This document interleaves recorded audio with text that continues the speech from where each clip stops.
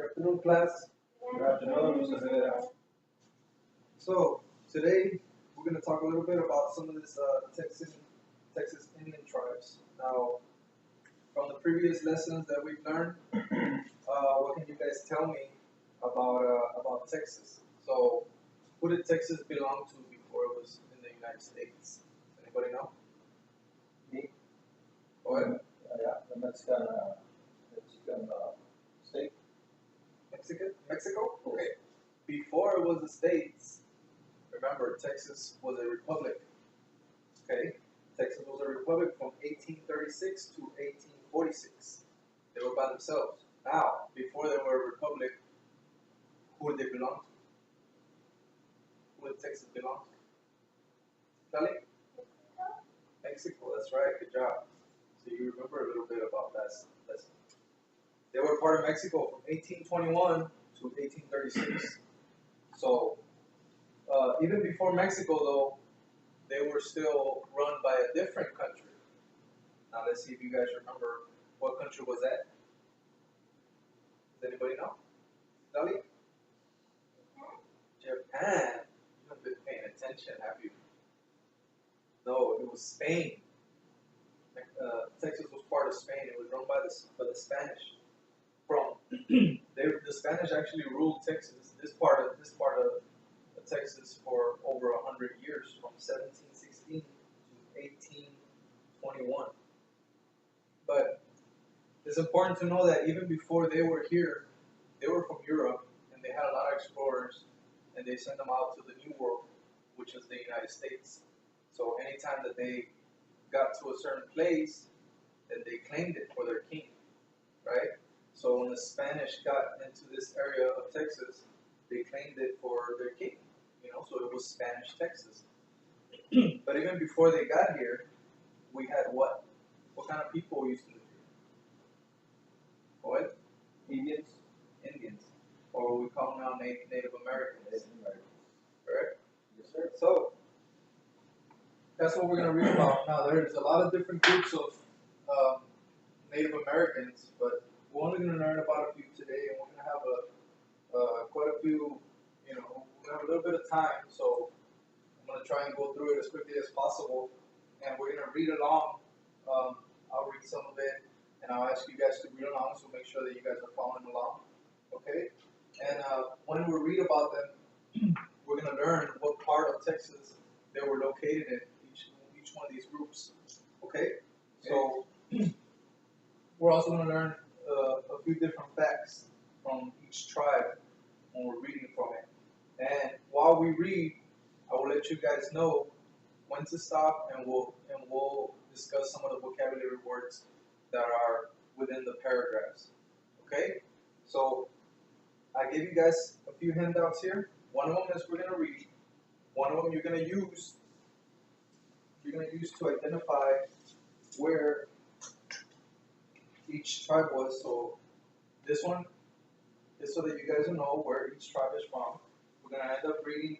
Most of our information is going to come from this sheet of paper right here, and you have also a sheet of paper with your vocabulary words. Okay? Does everybody have one of these? Yes, sir. Okay. And after we read, we're going to do a little group assignment. And then before we leave class, I will let you guys know what your project is going to be for the end of the week. Okay, so any questions before we get started? No, sir.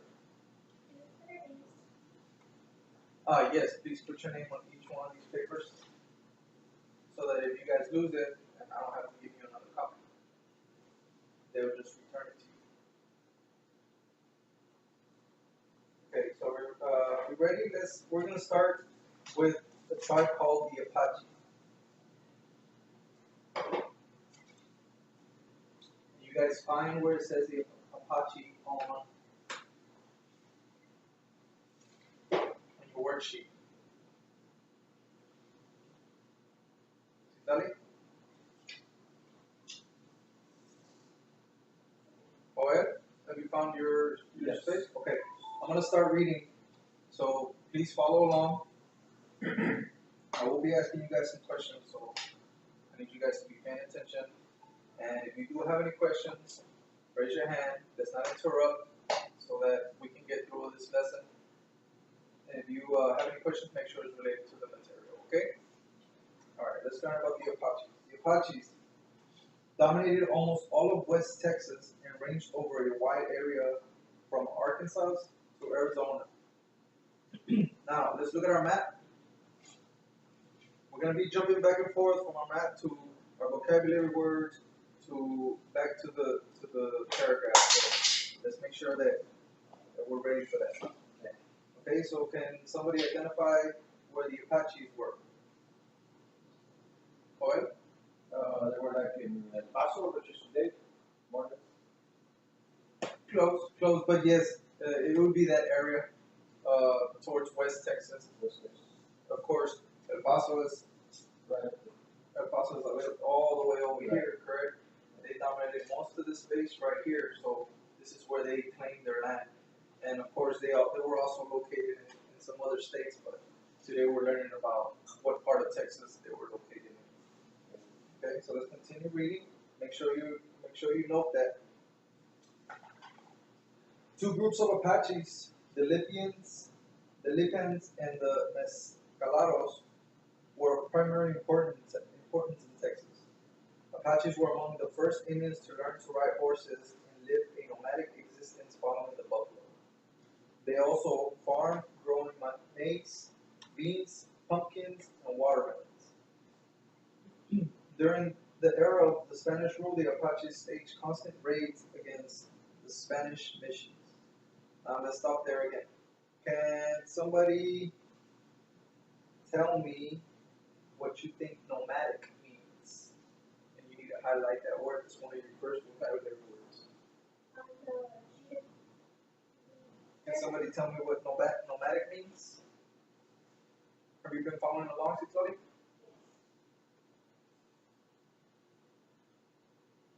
Nomadic.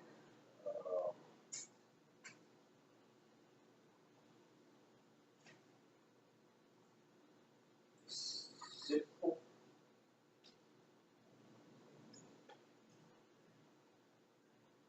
Citlali? Long? Nomadic? No. How about you, Joel? Any idea what nomadic means? Simple. Not quite. Nomadic means that they move from place to place. So what they're trying to say is that this Indian tribe, they moved from place to place. They never stayed in one place. They were always moving around. And why did it say that they were moving around? Gali?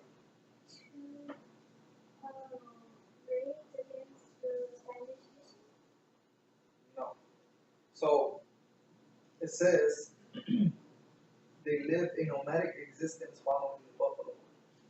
So they moved around from place to place because they depended on the buffalo. They needed the buffalo.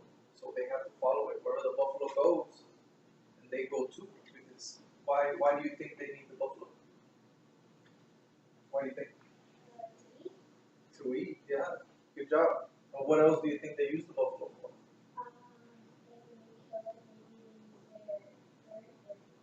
Good job. Good. Yes, that's right. So they moved around from place to place because of the buffalo, and they were one of the first tribes to actually learn how to ride a horse. Because horses, they weren't from here in the United States. They didn't know anything about horses, right? The Spanish, when they moved here, they brought horses with them. So they gave them they traded, and a lot of things happened. Sometimes they got stolen. They learned how to use the horse, so it became a lot easier for them to hunt and to move around. So they didn't just stay in one place. They were mostly nomadic. Again, what does nomadic mean? Good job. So they were mostly nomadic, but they were also farmers. Some of them, they did stay and farm, and then once they got their crop, well, they collected their food, and then they chose to, then they moved, or not, they would stay there a little longer. Now, it also, here is your second vocabulary word, raids. It says the Apache staged constant raids against the Spanish missions. Now, who can tell me what raids means?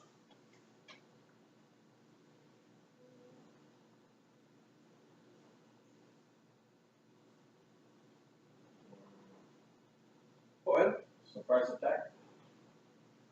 close. Well, yeah. I mean, it's an attack, but it's not necessarily a surprise attack. So they launched pretty much what they're trying to say is they used to launch attacks on Spanish missions. So that's one of your vocabulary words there. Another one of your vocabulary. What's the next vocabulary word on there, Scotty? Next one is mission? No. Yeah, missions? Missions, right? Anybody have any idea what missions were? Quest? Close. Does anybody else? What? Mission is a plan? Well, I mean, you can look at it that way. But what they refer to as Spanish missions is this were a group of people, they were religious people that were sent from Spain. So what they wanted these people to do is go to this new land and convert them into Christianity, right? So they call them Spanish missions. So yes, there was a plan, and yes, it was what did you say, Citali? Quest. Sort of like a quest. It was kind of like it was a mission, exactly what it sounds like. But they named it missions, because they were there to try and they had a plan, which was to convert all this native people that they considered to be savages. They didn't think that they were as polite or like they thought that they were better than them. So they wanted them to be more like them, more like the Spaniards. Okay, let's continue reading. But as the 1700s wore on, they found themselves subject to raiding from the even more fearsome Comanches. Eventually, they entered on and off, on again, off again relationship with the Spanish, sometimes warring and raiding, other times allying with the Spanish against the Comanches and other enemies. So,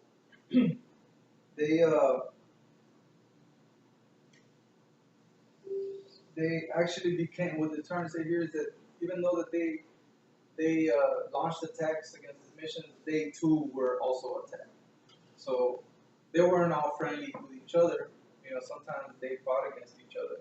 And what they're saying here is that the Comanches was a much bigger tribe, and they used to attack the Apaches. So they were always fighting, and sometimes in peace, and then sometimes they would fight against the Spanish, and sometimes they would actually team up with the Spanish to fight other tribes. So all this happened throughout the 1700s, which is where most of this information comes from that we're reading about for most of these different tribes that we're looking at.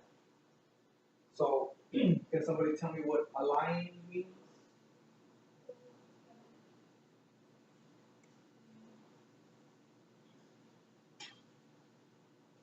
What? Alliance is to form friendship or group. Yes. So they would pretty much team up, is what they would say. Alliance? Yes, alliance. Okay, so let's go over a little bit what we just learned. Cicali, can you tell me what kind of crops the Comanches used to farm? These maize, beans, pumpkins, and watermelons. Good job. And what is nomadic, Joel? What is what? Nomadic. Moving from place to place. They would you have the buffalo days to move. Right. And what animal made life easier for them? What animal? Buffalo. But what animal? Cicali? Horse? The horse. Oh yeah. Life was a lot easier for them because when the horse To hunt. because they were to hunt, to go to war, to travel. Okay, The next tribe that we're gonna learn about is the Caddo. So let's it's on the second page, on the next page. Caddo. It's gonna be on the second page. The one behind it. It should be the third one. The third. Yeah, the third one. Okay. Citlali, can you please read for me right there at the beginning of the paragraph? Caddo is a name given to about 20 affiliated groups of people who live near the Red River in East Texas, Arkansas? Arkansas, Louisiana, and Oklahoma. Okay, stop right there. So they pretty much they're saying here that Caddo was a name given to 25 different groups. So it wasn't just one group all together living together and hunting together. There was a bunch of little groups everywhere, and they were all considered to be Caddo. So can you identify Citlali? Let's look at our map and tell me where the Caddos were located. At the east of Texas. Correct. So make sure that we know where that is. And can you continue reading for me? They live. They live in a complex, settled Societies, and were known for their cultivation, of corn, maize, and their beautiful current ceramics. Yes. Okay, let's stop right there. So there were more complex societies or complex settled societies. Now what that means is that they were more like a town, right? They weren't like the Comanches that were always moving around. You know, this group of Native Americans, they would find a place and they would cultivate. Now, does anybody know what cultivate means? The word cultivation. Go ahead. Cultivation, to use the land to grow their food. Right. So they would pick a place and they would farm the land, you know, and that's where they would get all of the food and everything that they needed. They didn't have to move around. They were fine just being in one place for the most part. I remember that there was about a little different group, so that was probably means a lot of different sort of towns, you know. And what about ceramics? It's another one of your vocabulary words. What do you think ceramics means? Like,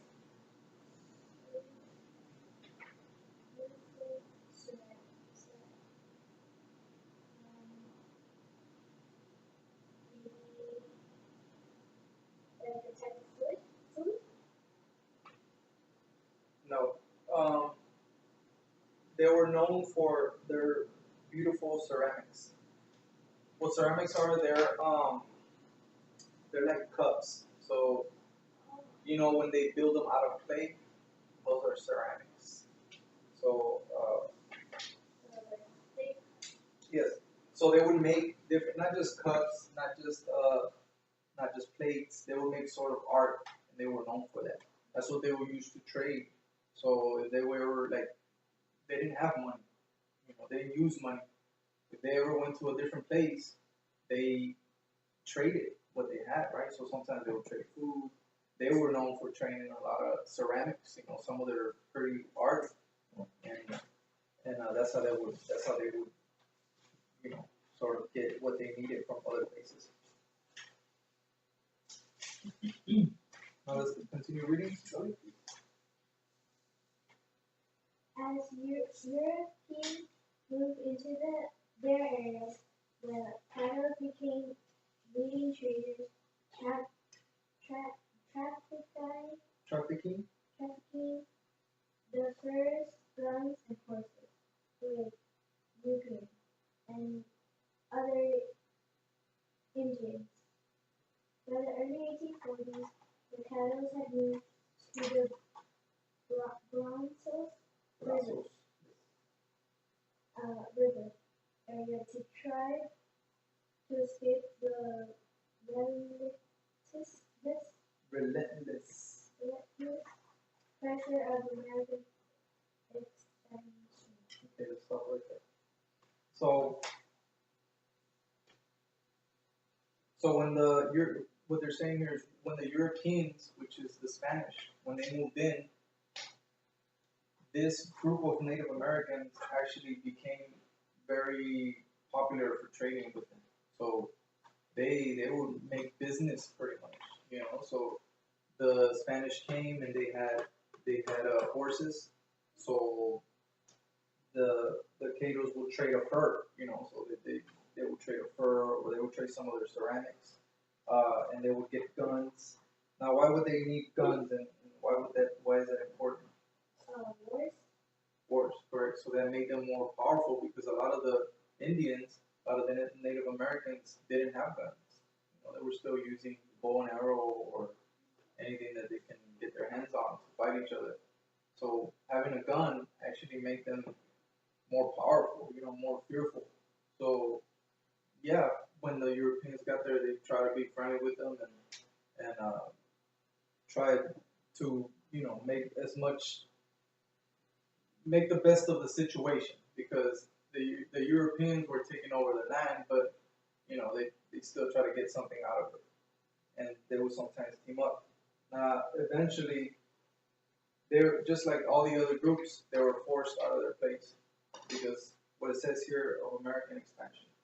So that pretty much means that like the Europeans and everybody else that wasn't Native American, they kept moving towards the west. So they kept pushing all the Native Americans out, you know. So I'll continue reading here where it says they were forced onto reservation in 1855. In 1859, they were forced to move again, this time to a reservation in Indian Territory, which was in Oklahoma. Today, many Catos continue to reside in Cato County near Binger, Oklahoma. So, what do you guys think of reservation? What? Private living quarters. Citlali? Date? Like a specific date? No, but it sounds like it, right? Like when you make a reservation for a restaurant.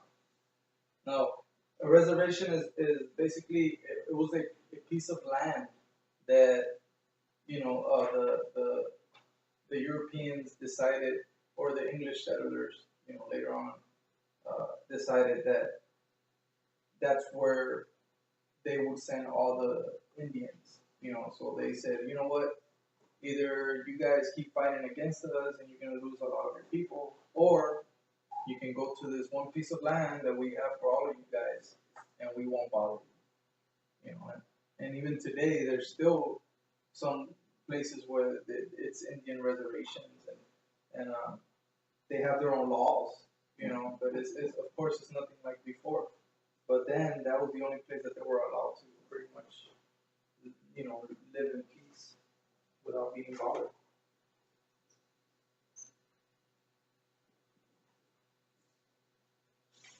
So let's recap what we just learned about them. What part of Texas were they located in? What? East Texas. East Texas, correct. And what were they known for? Citlali?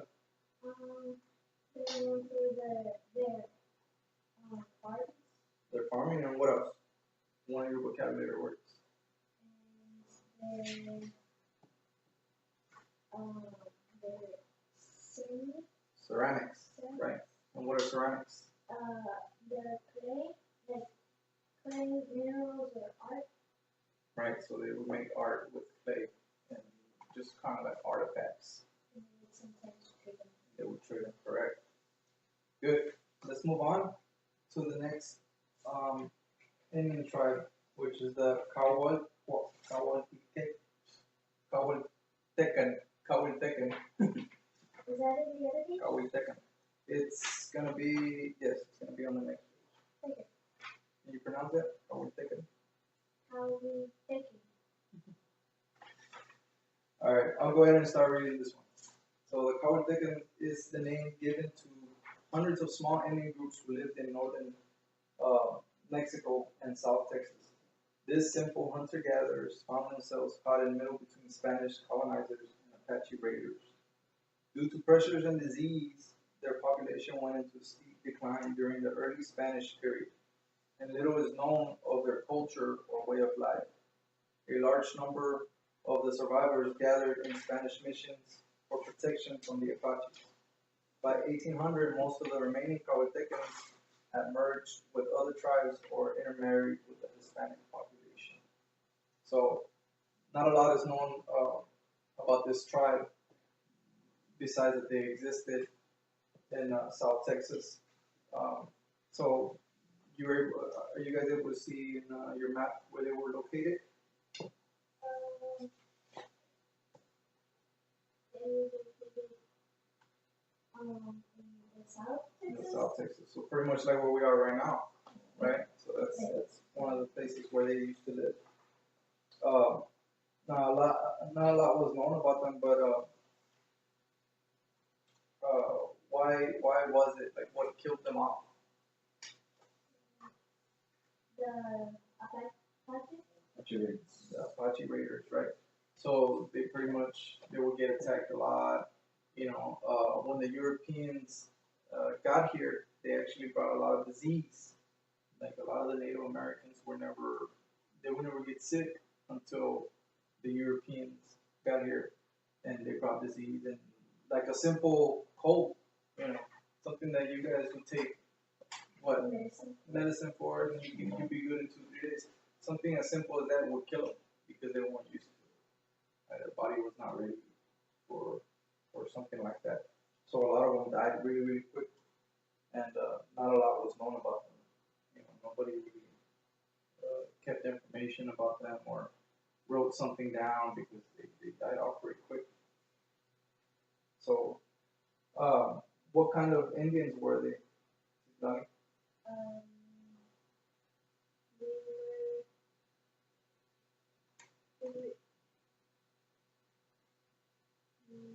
They were hunter-gatherers, right? So, what do you think hunter-gatherers, what do you think that is? What does it sound like? Kind of people that work. What? Do you know? They would go in groups, I guess, and sneak up on the prey, I guess. Well, what hunter-gatherers are, they, what that means is that they usually just got their food from plants and animals. You know? They didn't really do anything. But most of the Native Americans were hunters and gatherers. You know, they didn't go to the store and buy their food. You know, correct. So let's go ahead and move on before we run out of time. Let's read a little bit about the Comanche. Joel, can you read for me? Yes, sir. Right under the Comanche. The Comanches dominated a vast area of North, Central, and West Texas. There were at least 13 active bands of Comanches, with 5 playing prominent roles in Texas history. These unparalleled horsemen led a nomadic lifestyle following the buffalo. They controlled trade in produce, buffalo produce, horses, and captives throughout their domain. Okay, let's stop right there. So, what part of Texas were they in? Citlali? They were west, Where else? the north, and the central. Right. So this was a very large tribe, right? They were one of the most feared tribes in this area. Well, in the area of Texas. Texas is a very, very big state, and it says right here, they had at least 13 active bands. So that pretty much means that they had at least 13 groups, large groups that they were active. They were always either attacking or there was always something's going on with them. You know, so they were one of the most feared groups in Texas. Everybody, you know, most of the Native Americans, they wouldn't want to mess with them. You know, you don't want to go into a territory where Comanches live because you're gonna start a war or you're gonna get yourself killed. They were also nomadic, so they moved out. They moved around a lot, so that made them even more dangerous because you know they if you don't run into them, they might run into you. So that made them a little bit even more dangerous. You know, and remember they were very very big group. They controlled trade in produce, buffalo products, horses, and captives. What do you think they mean by captives? What People, so sort of like slaves, right? Slaves, yeah. So they would actually catch other Indians from other tribes, and they would take them with them. And if they needed to trade with the Spanish or with another tribe, they could just simply say, "Here, have one of the Indians that I caught, Yeah. and let me get a horse, or let me get a gun." All right, so you know.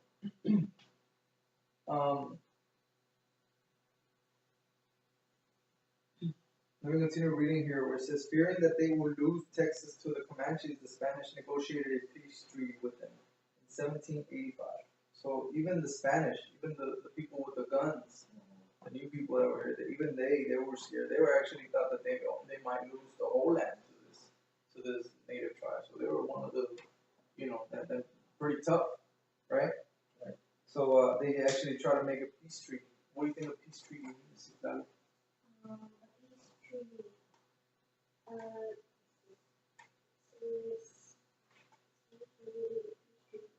Like a trade? Like a trade? No. What? it's like a truce. The truce, right? So pretty much saying, you know what? I'm not gonna attack you. You're not gonna attack me. Let's sign here, make your mark, and we'll call it a truce. We're not, you know, we're not gonna fight each other. After the Texas Revolution, I'm sorry, when the Spanish were unable to keep their promises and trade goods and gifts, Comanche raiding against the Spanish resumed, with many of the stolen horses being traded to newly arriving Americans. So they actually tried to you know, make peace, but the Spanish didn't keep their word. You know, they broke their promise. So they kept fighting and they kept launching raids against them. Right. After the Texas Revolution, Americans wanted to settle on the Texas plains. The Comanches fiercely resisted their encroachments with destructive and deadly raids on the frontier. So after the Texas Revolution, like after Texas freed itself from Mexico, a bunch of Americans wanted to move into the place, you know, and they started pushing out the Native Americans. You know, it was a war of pretty much of numbers. So, you know, whoever has more people is more likely is going to win. After Texas became a state, a number of Comanches were defeated by disease, warfare, and depletion of the buffalo, and moved to a reservation in Indian Territory in Oklahoma. So pretty much like the rest of the Native Americans, they died because of disease, you know. So they didn't even have to do too much. They got sick and they died. And then another thing, the buffalo started dying out. So this is one of the tribes that depended a lot on the buffalo. So when they don't have food, or they don't have clothes, so then what choice do they have? They have to move, you know, like, you know what, instead of you guys coming in here and killing us, fine, we'll go to the reservation. So they ended up moving. So, however, many other remained active and were able to stop the spread of white settlement west of the Texas Hill Country. So some of them, you know, decided, you know what, we're gonna go ahead and take off. But others stayed there and they were able to actually fight off some of these people. Of course, in the end, they still ended up going reservation or ended up getting killed. As we know now, there's still a lot of reservations, where the Native Americans, still live, and that's where they kept making families, that's where they have the roots. So, we're gonna stop right there, on those 3 tribes, and we're gonna work on a quick, activity. What I want you guys to do is you're gonna write each of the native tribes, the ones that you learned about today. You're gonna write it on the map. You guys can work together. You're gonna write it on there, and also you can write one fact about it on the bottom.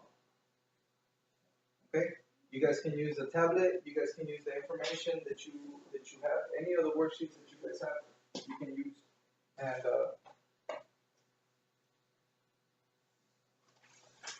and finish out the worksheet. Only the ones that you guys learned today. Next time we'll continue reading the rest of the worksheet. Okay? So you can work on the paper that I gave you. Okay? I get the tablet?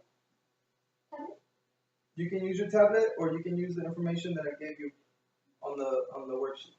Okay?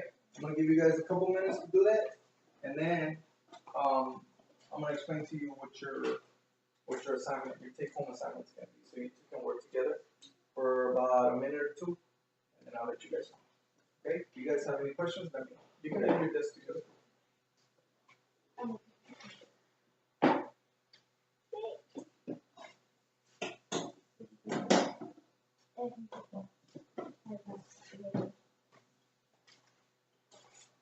And then in the bottom, you said we could use it. Right, one fact, yes. From those 3 tribes that we've learned about.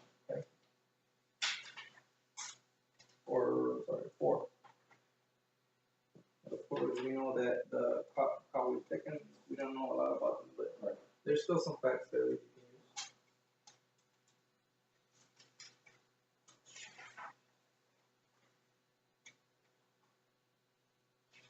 use.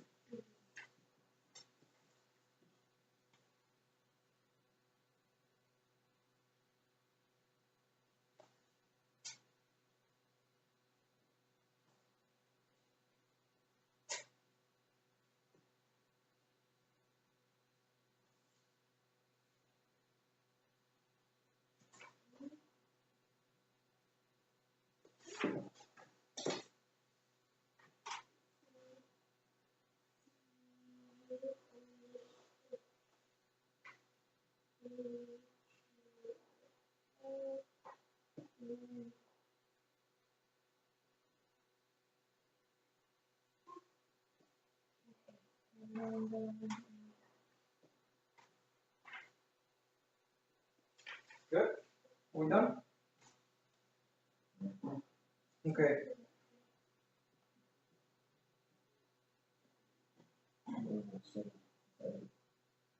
Okay, let's stop right there where we are.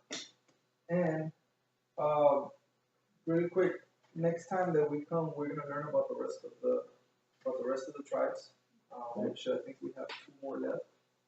And then we're also gonna discuss some of the differences and some of the similarities about all the tribes. You paying attention to that? So we're gonna learn about some of the differences and similarities on all of them. So can you tell me something that they all have in common? Just so the ones that we read about today. One thing that they all have in common, besides them being from Texas or living in Texas. They all like good stuff, or like they all went to war. Right. How about you, Joel? Can you tell me one difference between a couple of the groups? Well, one were very vicious and cruel, and the others were like the Kapu were settlement society. They were mostly calm persons. Calm, right? Yeah, they weren't too ambitious, Right, ambitious. right? So they didn't go out there and try to fight everybody off their land. Right. Okay. For the assignment on by the end of this week, you guys are gonna have a test. So make sure you guys study what we learned today, and then tomorrow we're gonna learn the rest. We're gonna have a test. It's gonna be 10 multiple questions. Okay. Okay. And it's gonna be questions off of this information. I'm not gonna give you guys anything random. So This information. yes. And I'll give you a small preview about your take-home assignment. It's gonna be a fun take-home assignment. It's gonna be, you guys can actually work on groups, or you can do it by yourselves. It's gonna be a poster, and you guys are gonna draw pretty much the map of Texas, Okay, right. and you guys are gonna color it, and you guys are gonna identify all the tribes and their locations, and you guys are gonna use different colors and list some of the facts from each. But we'll think of more fun ways to do it, and I'll let you guys know. But for now, just go ahead and read these over if you guys have a chance. If not, tomorrow again we're gonna go over all of them. Once again, okay? Yes, sir. What is this, when are we gonna do this, the poster of the map of Texas?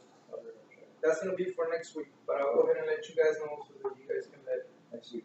so that you guys get a poster and get everything ready. Okay, I'll give you guys plenty of time to get ready so that you guys can bring it in, Okay, and we can all share them. Okay. thank you, Mr. Rivera.